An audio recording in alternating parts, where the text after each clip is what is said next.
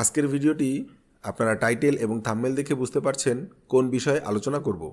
ইতিমধ্যে আপনারা অনেকেই জানতে পেরেছেন যে বাংলাদেশে মোটামুটি 12টি ব্যাংক আর থাকছে না। 2024 সালের মধ্যেই এই 12টি ব্যাংক আর থাকবে না।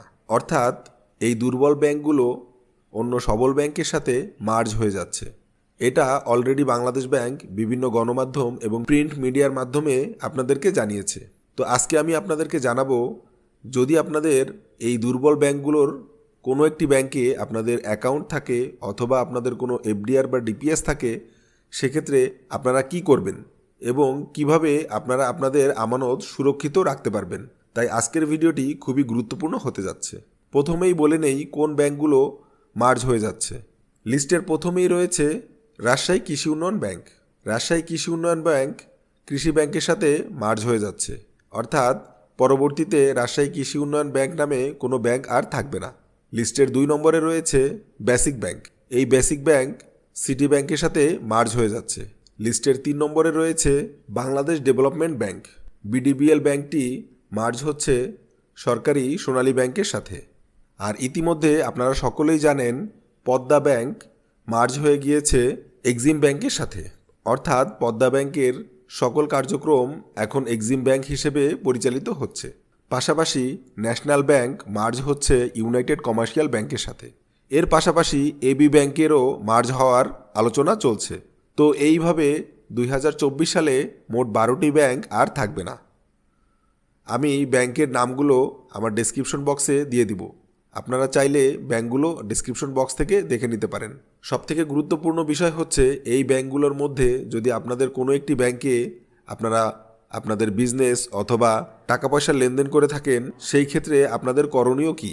এই সকল রেড লিস্টে থাকা ব্যাংকগুলো, অর্থাৎ যেই ব্যাংকগুলোর কার্যক্রম 2024 সালের পরে আর থাকবে না, এরকম কোনো ব্যাংকে যদি আপনি আপনার লেনদেনের কার্যক্রম পরিচালনা করেন, অর্থাৎ আপনাদের কোনো অ্যাকাউন্ট যদি থেকে থাকে অথবা কোনো বিজনেস অ্যাকাউন্ট ওপেন করে থাকেন অথবা কোনো এফডিআর বা ডিপিএস নিয়ে থাকেন, সেক্ষেত্রে আপনাদের এই অ্যামাউন্ট এবং অ্যাকাউন্ট সম্পূর্ণ সুরক্ষিত থাকবে। আপনারা সকলেই জেনে থাকবেন বাংলাদেশ ব্যাংক আপনাদের আমানতের সম্পূর্ণ নিরাপত্তা দিয়ে থাকে। অর্থাৎ যেই সকল ব্যাংকগুলো মার্জ হয়ে যাচ্ছে একটি সবল ব্যাংকের সাথে, সেই অ্যাকাউন্টগুলো এবং সেই ডিপিএস বা এফডিআরগুলো সেই মার্জ হওয়া সবল ব্যাংকই পরিচালনা করবে। এতে করে আপনি আপনার সার্ভিস আরও দ্রুত এবং সুন্দরভাবে পেয়ে থাকবেন। পাশাপাশি সেই সকল বুথ এবং ব্রাঞ্চ আপনি ইউজ করতে পারবেন যেই ব্যাংকগুলো মার্জ হয়ে গেছে আপনার ব্যাংকের সাথে। এছাড়াও যেই সকল ম্যানেজমেন্টের কারণে ব্যাংকগুলো দুর্বল হয়ে গিয়েছে, তারা কিন্তু যেই সবল ব্যাংকের সাথে মার্জ হচ্ছে সেই এমডি এবং পরিচালনা পর্ষদের কেউই কিন্তু সবল ব্যাংকে আর এক্সিস্ট করবে না। সেই ক্ষেত্রে আপনার আমানত সম্পূর্ণ সুরক্ষিত থাকবে। তাই আপনারা বিভ্রান্ত না হয়ে নিশ্চিন্তে অ্যাকাউন্ট পরিচালনা করতে পারেন।